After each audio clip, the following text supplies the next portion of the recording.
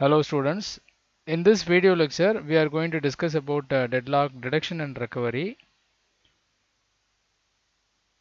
What happens when the system employs either deadlock prevention or deadlock avoidance is that system will be free from any deadlock occurrence. So no deadlock will occur in a system which either employs the deadlock avoidance or the deadlock prevention. But if the operating system chooses to not to implement any of these two strategies, then a deadlock is likely to happen. So such a system said to be vulnerable for deadlocks. So some process may rarely get into a deadlock. So in that case, allowing the deadlock to exist permanently or for a long period of time will cause enormous damage to the system. It will result in poor execution of the processes because the deadlock process will never complete. And secondly, the resources that are held by the processes will also be wasted. So the next strategy to get rid of this problem is identifying the occurrence of a deadlock. So the operating system must at least find out that a deadlock has happened involving some of the processes so that it can initiate the recovery process. So that is the last strategy. When either the deadlock the prevention or avoidance is not followed, then the last resort is implementation of the deadlock detection. But before that, why prevention or avoidance is not implemented? We have already seen that they are both are very expensive options. If you want to implement prevention, then you have to start at the stage of operating system implementation because it is a design level change. Whereas a deadlock avoidance means that it requires that every resource request has to be scrutinized by running the Banker's algorithm. So Banker's algorithm, it has a code and it will consume lot of CPU time. So both are going to be overkill or they are going to be expensive options. So comparatively, deadlock detection is a less expensive option because you are going to invoke the deadlock detection algorithm periodically or once in a while. So for example, you will not do anything about deadlocks while you are making the resource allocations. So whenever a request is made by any process, the resource will be allocated to that process unconditionally. But once in a while, let us say that every 5 minutes, the operating system will run the detection algorithm to see whether any deadlock has happened. And if it finds that a deadlock seems to be present, then it will initiate the recovery so that the deadlock is removed from the system. So this is comparatively a less expensive option, and so some of the operating systems are employing the deadlock detection strategy. So in this environment where there is no avoidance or deadlock is implied, an algorithm that examines the state of the system to determine whether a deadlock has occurred is needed. An algorithm to recover from the deadlock. So once the deadlock is found, then the next step is recovering. So how to recover the system out of the deadlock, that is second step.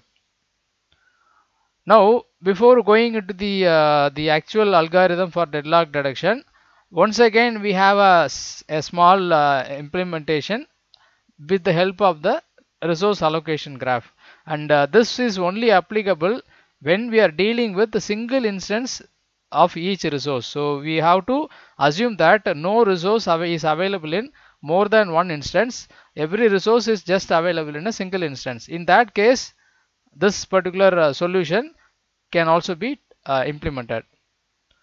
So if all the resources have only a single instance, then we can define a new graph called a wait for graph. So we have seen different types of resource allocation graphs. Now we are looking at a new type of graph which is called as a wait for graph. So we obtain this graph from the resource allocation graph by removing all the resource nodes and collapsing the appropriate edges. I will show you the example for that.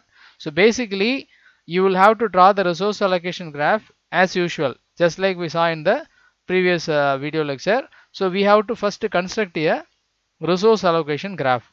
After that, we have to remove all the edges that connect the processes with the resources, and we have to collapse them, which will result in the graph called wait for graph.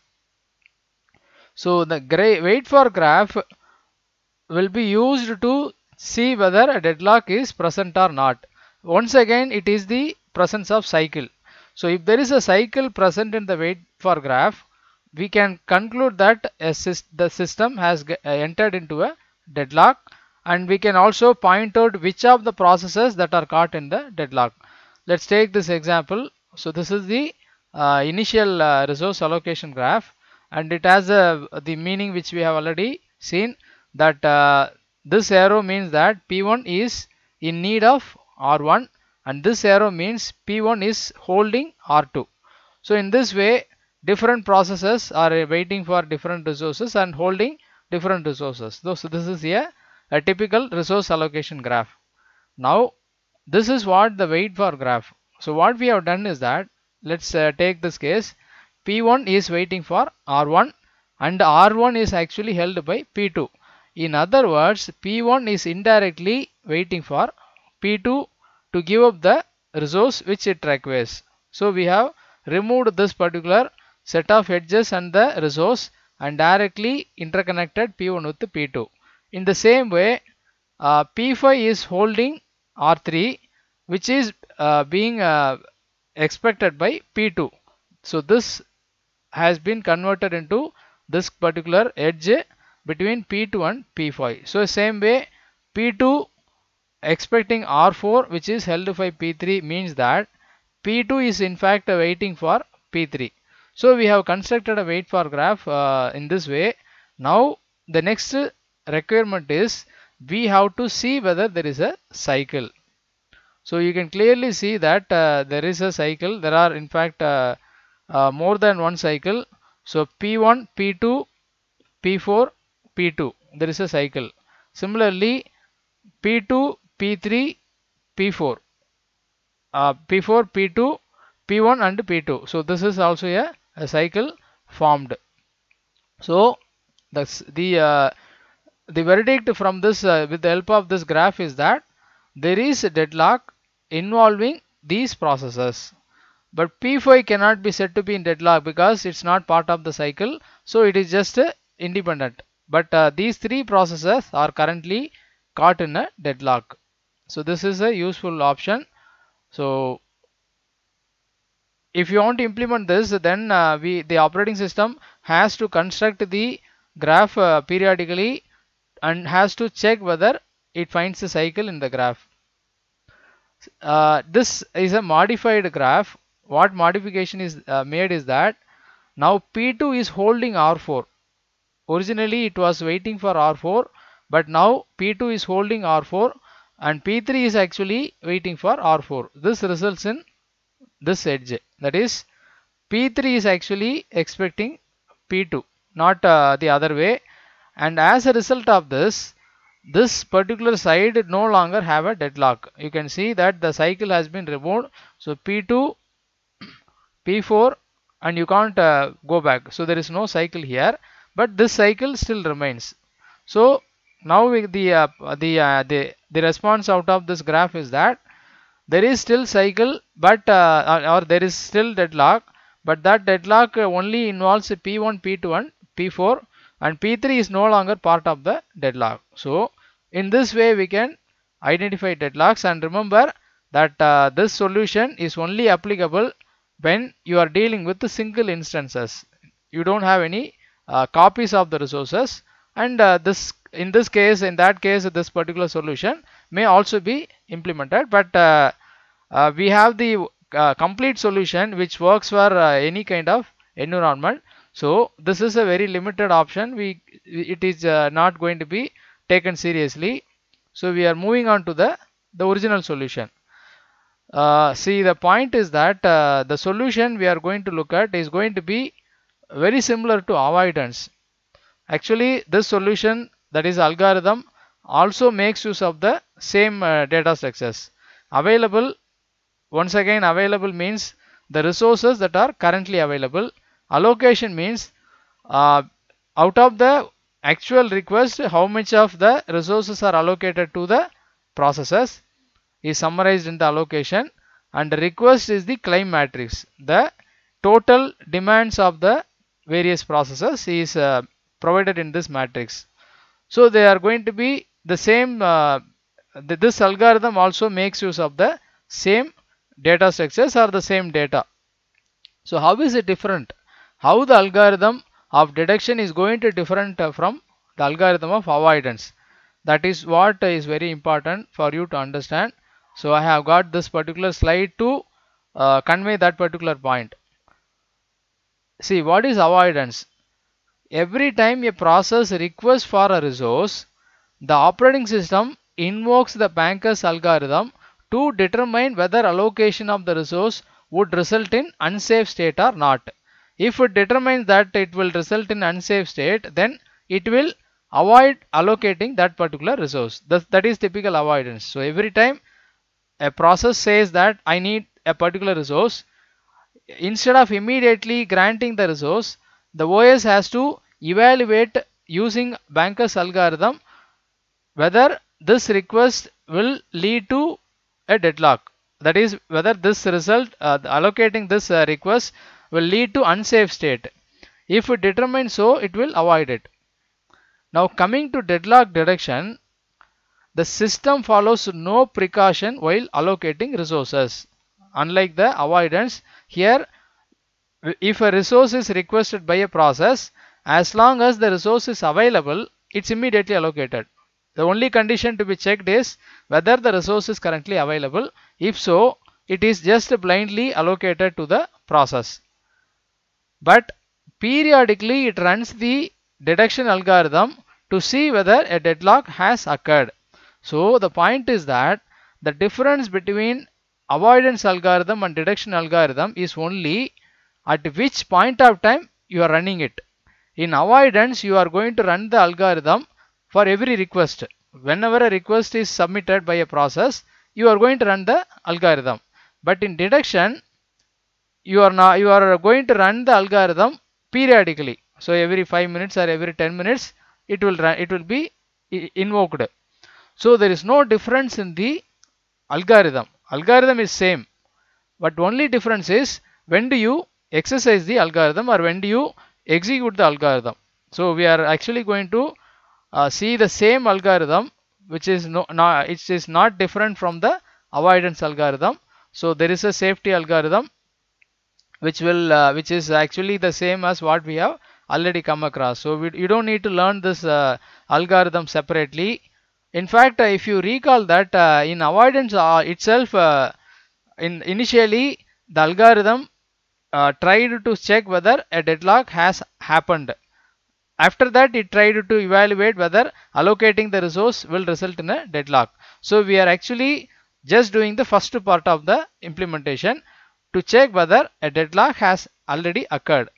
We are not going to the second part, whether allocating a resource will lead to a deadlock. That part of the implementation is only for avoidance, not for deduction. So the point is that you can just follow the same algorithm we already have completed in avoidance. So given this particular data, we have to check whether a deadlock has happened. Same procedure, we have to identify a safe sequence through which we can complete all the process. So we will take one of the process that can be completed currently, and then we will see whether we can complete that particular process. If so, we will assume that we will get back the resources from that process, and our available resource will be increased, and then we will try to find the next process and finish that also, and get back the resources from that process and go on to complete all the remaining process. If you can find a sequence to complete all the process, then there is no deadlock. What about the given example, whether it's in a deadlock? So the available resources are 0, but if you have fulfilled the requirements of any process already, then we may have a chance. For example, the requirement of P4 is 002, and it's already allocated, which means we can assume that P4 will give up the resources soon, which means we can get those two resources back. And after that we have got P1 which exactly needs these two resources. You can see that its request is 202, allocation is 200, which means it's only expecting these two resources. So we will be able to fulfill the demands of the P1 as soon as P4 completes. So it will become 202, allocation of the process 1 becomes 202, and so it will also be completed, and we will get back those resources. So subsequently we can also complete all other processes. So this system is not in a deadlocked state, and if you run the Banker's algorithm or the deadlock detection algorithm, we can actually find a sequence to complete all the processes P0, P2, P3, P1 and P4. There may be, remember carefully that there may be more than one sequence available. So when you write in the exam, you don't necessarily write the same sequence which is expected. You can write any sequence. As long as it's correct, the answer is also valid. Now, for example, if you make a change in the problem that P2 makes one additional request for an instance of type C and it's also allotted. So P2 makes one additional request for an instance of type C that its data has been modified. Whether it is now said to be in deadlocked or not, now the system is deadlocked because you can't complete any process. So now finally, when to run the deadlock detection algorithm. As I already pointed out, deadlock detection, unlike the avoidance, is not going to be executed very in frequency, short frequency. It's going to be run only after a long gap. So once in a while, this will be triggered by the operating system. So when it should be made use of. The answer depends on two factors: how often a deadlock is likely to occur in a system. This is system specific. And secondly, how many processes will be affected by the deadlock when it happens. So based on these two factors, this timing can be chosen by the operating system, whether it should be run for every 5 minutes or every half an hour or every 1 hour. It's left to the operating system to dynamically choose depending upon its situation. And one more point we can add here is that it also depends upon the seriousness of the deadlock. If the system is a lightweight system being used by normal user, occurrence of a deadlock is not a major problem.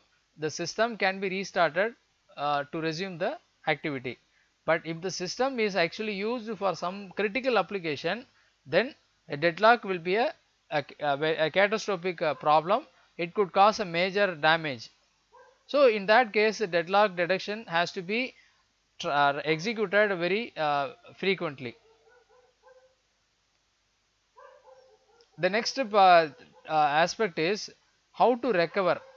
So the recovery also having some options. Process termination. So we have to terminate some of the processes in order to overcome the deadlock that has already occurred. There we have got two options. We can either abort all the deadlocked processes at once. Let us say that there are 4 processes caught in a deadlock and it's detected.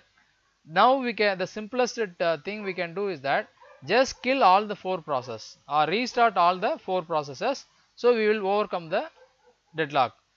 But it will be a crude approach because those processes have executed partially and they have made some progress in their execution. They have produced some result.